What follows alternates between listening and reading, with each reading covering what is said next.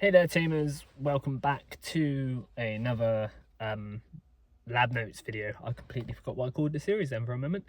A few things before we start. Reasons there hadn't been lab notes for a while is because hay fever season is here and I do suffer really bad from hay fever.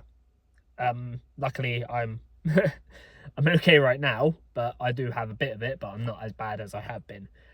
So that's why videos have been very scarce lately, just because I've not had the energy and I don't want to be going all the way through them, if you know what I mean.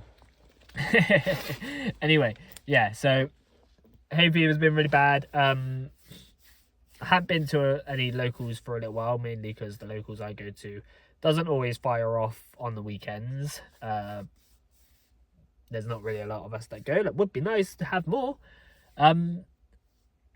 But yeah, so I've got no locals to report on.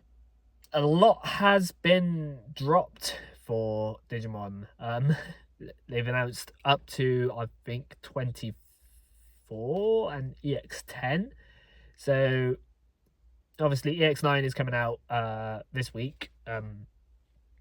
So I'll be hoping to grab a box and doing a unboxing of that, probably a live one. So stay tuned for that. Whether it'll be on a Thursday or not, I don't know. I will let you guys know as soon as I know anything. BT22, oh my god, I've got to say it now. EX9 and BT22 are going to be so good for me, mainly for the Omnimon stuff, because Ultra S is insane. The Agumon and Gabumon from BT22 are going to be so good for the deck. Oh, I mean, the Tire Mat as well from EX9, that's going to be so good. It's basically just... I suppose the way you could say the EX9 Tire Mat is it's a BT22 Agumon and a BT17 Tire Mat sort of combined together, just without the with the added draw one, if you don't grab something from trash, draw one, and without the end of turn an Omnimon may attack. So that is basically what the EX9 tie and mat is, which is incredible. But BT22, oh, there's so much stuff in BT22 I want. So it's the Omni stuff is obviously the main, but they've been revealing so much since then, and I keep looking at it, it's like, I want that. But the BT22 Omnimon stuff, so the Agumon and Gabumon. The Agumon is on play, you can grab a Greymon, Garurumon, or Omnimon from your trash. So basically an upgraded version of the BT17 with the inherit of DNA Digivolving. Another DNA Digivolver, awesome. The Gabumon, which is going to be the MVP of the deck, in my opinion. I'll definitely run this at 4 and the other one at 3. So the Gabumon is on play, reveal the top 3 cards of your deck, add 1 card with Omnimon in text, and the CS trait. So it literally grabs everything in the deck bar the secret BT17 Greymon and the BT17 Gabumon. So those are incredible. The Nokia 5 play cost is painful, but it's a memory setter. It's red and blue, so that's important. You can play your option with it. On play and start main, if you have 1 or fewer Digimon, you can play a Gabumon or Agumon from your hand. So that's incredible. Sorry, I'll still be sniffing because I do have a bit of a blocked nose. Yeah, so you can play an Agumon or Gabumon from your hand. I don't know if it's conditional depending on the one you got. But also all turns, your Greymons, Garurumons, and Omnimons get plus 1k. So the Nokia is incredible. The Metal Greymon and the War Greymon and the Metal Garurumon both have a clause if you have a Nokia Shinonome. Shinonome. I can't remember how to say her last name. On the field, you can warp them for you can warp them on top of a Agumon and Gabumon for a cost of 6. And then they both have when digivolving effects, so it's kind of like they kind of have similar effects to the BT17 and BT17 Wargreymon and Metal Garurumon in the fact that you can reduce their play cost or you can warp them. So you can warp. So with the BT17 ones, it's reduced the play cost by 8. They reduce the play cost, so you can play them for 8. With the Metal Garurumon, with the BT22 ones, it's you can warp them for 6 instead of their play cost. And then the BT17 have on play when digivolving. So the Wargreymon, let's do the Wargreymons first. So the Wargreymons, BT17 is if you have a Titan name, reduce the play cost, so you can play it for 8. On play when digivolving, you can choose to delete an opponent's Digimon with 8,000 DP or less, or one of your Gabumon may warp into a Metal Garurumon. The BT22 one, if you have a Nokia on board, you can warp an Agumon into it for 6. When digivolving, activate one of the effects. So I believe it's delete one of your opponent's Digimon with the lowest DP, or one of your Gabumon may warp into a Metal Garurumon. So that's the inherits are the same. So if they have Omnimon in name, trash top security. The Metal Garurumon, BT17 is if you have a Mat in name, reduce the play cost. So you can play it for 8. Activate on play when digivolving. I believe it's stun one of your opponent's Digimon or Tamers, so it can't suspend. And then the other one is one of your Agumon may warp into a Wargreymon without paying the cost. And then the BT22 one is if you have a Nokia in name, you can warp it for 6. And then when digivolving, you can either warp an Agumon into a Wargreymon, or I believe it's return one of your Digimon with the lowest. Return one of your opponent's Digimon with either the lowest DP or lowest level to the bottom of the deck. I can't remember the Metal Garurumon, but also has the same inheritable if it has Omnimon in name, unsuspend. So you've got up to 16 DNA Digivolvers. Depending on the ratios you build for the megas, you've got all the inherits basically the same. So no matter whatever Wargreymon or Metal Garurumon you use, you will always have the trash security and unspend, which is awesome. And then the Omnimon itself, I can't remember all of Omnimon's effects, but I think the main thing is it does have decode, which is a blue or yellow level 3 and a red or black level 3. So this Omnimon is really meant to be used with the BT22 ones, so being able to warp them, but it can be used with the BT17 ones. Obviously, because the Nokia can let you play out an Agumon and Gabumon if you only have one on the board, and then you can basically go. If you really wanted to, you could warp one of them, warp the other one, DNA, and the best thing is it doesn't specify specific. So you could literally warp the BT17 Metal Garurumon if you have it in hand, to then warp into the BT17 Wargreymon, then DNA Digivolve them, and then you've got the Agumon and the Gabumon underneath. You can then DNA into this Omnimon, and if that Omnimon gets removed, you can then play out the Agumon and Gabumon again, and if you have their on-play effects, you can use their on-play effects again. So it is incredible, and it is kind of like the Ultra S from EX9, where when you swing, end of attack, you can play out the Wargreymon and the Metal Garurumon, and you can get their on-play effects again if you use the BT17 ones. Not so much if you use the BT22 one, but the BT17 one, you can get its on play effect. So if you have a rookie on the board, you can warp another rookie if you wanted to. So it is insane. I believe the Omnimon also has delete one of your opponent's Digimon with the highest DP. And then there's another clause for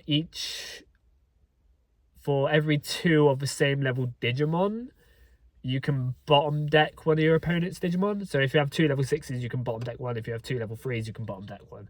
I believe that's how it works. I believe that is the cause. If it's not, then you can look it up. It's insane. So yeah, I am really looking forward to BT22. If they release an Omnimon option as well, oh my god. I don't even think they've finished revealing BT22 yet. But if they release an Omnimon option as well, that deck is gonna be insane. Because I've already got an idea of my deck plan that I'm going for, so yeah. That is gonna be insane. But yeah, so that's the 2 sets coming out recently. BT23 we know is gonna be Hacker's Memory. EX10 is the Sinister Villains. I can't remember. It's something Sinister something, and a Blackwall Great Ace in that looks insane. Oh my god.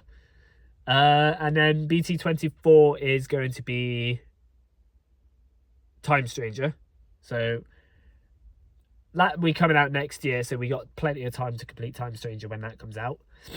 They've also announced a Sakuyamon starter deck. Yeah.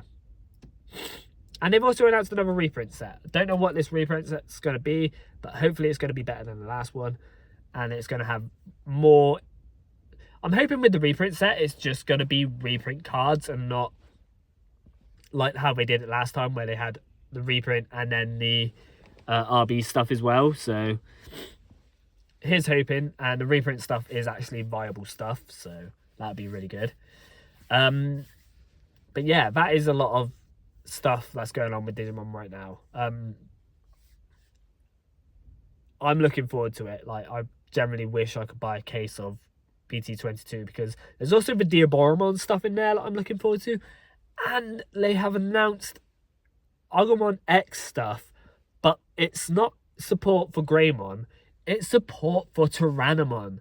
So it's a Agumon X, which the art looks insane. And then, so you got the Agumon X, you got a Dark Tyrannomon X, which doesn't just digivolve over Tyrannomon in name. It digivolve, no, it doesn't just digivolve over Dark Tyrannomon. It digivolves over Tyrannomon in name. So you can go into the normal Tyrannomon, and then go into Tyrannomon X, or you can go into Dark Tyrannomon X. But then they also have the Metal Tyrannomon X, which is incredible. If we get a Rust Tyranno X, oh my god, I don't know what will happen. I've got to get my Tyrannomon deck up together, because like I wanted to build Tyrannomon for a long time, because one of the first SRs I ever pulled was the Rust Tyrannomon, the BT2 or 3 Rust Tyrannomon, and I did enjoy the look of the card, so I've wanted to build the Tyrannomon deck for so long. And with the Liberator stuff, bringing out the Dinomon as well, that just made me wanted to do it even more, but I never got around to picking up the pieces, so I'm going to have to start trying to get the pieces up together. Sorry, I've just had a phone call that I didn't want to answer. But yeah, I'm looking forward to BT22, and I wish I could get a case. Having 12 boxes and being able to basically pull everything I need for the decks I want would be insane. BT22 is the set I am hypest for, and in my opinion, is probably going to be the best set Digimon has had for a while. EX5 was probably the most broken set when it came out. BT22 is going to be insane. I mean, the CS deck itself is going to be incredible. The Eater deck looks like it's going to be incredible as well. And there's just so many other stuff. I mean, they've been showing like sort of tamers that aren't hybrid tamers but can digivolve into Digimon. So you've had the Kyoko, which can warp into an Alphamon. and a Rhea, which can warp into a Lord Nightmon. And the Lord Nightmon, again, Lord Nightmon, will you just get your identity straight and choose what color you want to be in? Because first you were in yellow, then you were in purple, then you were in black and purple, and now you're in red and black. It's like, if you're gonna do this to us with Lord Nightmon, at least have it so that you can warp. You can like have the black box that says Digivolve over a Nightmon, so you can use the multiple Nightmons. Because let's be honest, some of the Nightmons aren't great. You've got a yellow one which was good in its day. You got a black one which I don't even remember what the black one does. You got a black and red one which came in a starter deck. You've also got a black and yellow one which is probably the better Nightmon out of all of them. But just choose your colour and stay in it, or at least allow it so you can Digivolve over. Because you're bringing in the black boxes, have it so you can go over Glademon. Have it, just do it. Like, you know you can do it. All right. You're already getting to a point where decks are having multiple color identifications, i.e., Galaxy has red, blue, yellow, and now it's getting purple. Adventure, you can do multiple colors in that. The CS deck itself, you can have multiple colors in that. We know you can do it, so just allow it. Allow it so you can build using old stuff as well, because I know power creep is a thing, but there are still old cards which can still be used today. And yeah, also on that note, just choose a color for Wargreymon.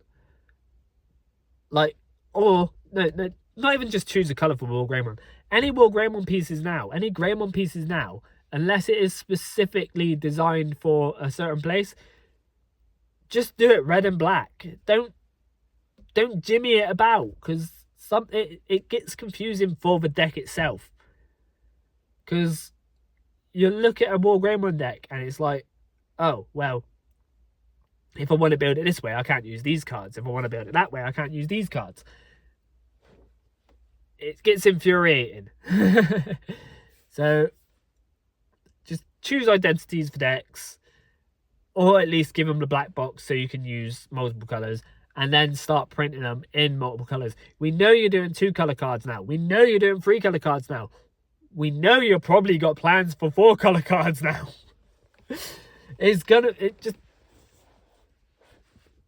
I'm gonna stop around there. But yeah, Digimon is it's gonna be incredible, and I'm gonna try and get so much footage for you guys. The Omnimon, I feel, is going to be a very competitive deck once BT22 and EX9 are out.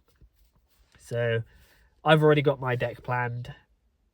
Well, I've already got a plan for the deck. I've tried it out a couple of times already on Drazel, or Drazel, however you want to say it, and it goes off. Oh my god, it goes off. It's less bricky now than what it was back when it first came out. And even when it first came out, people were still getting results with it. So these 2 new waves of support are going to help the deck so much. And the fact that Miraculous Mega Knight now is searchable because it has Omnimon in text, it's just going to be so much better. So until next time, guys, there's more to discuss, but I want to keep these videos as limited as possible. It's basically just a rant or a talk. So until next time, take care. Bye bye.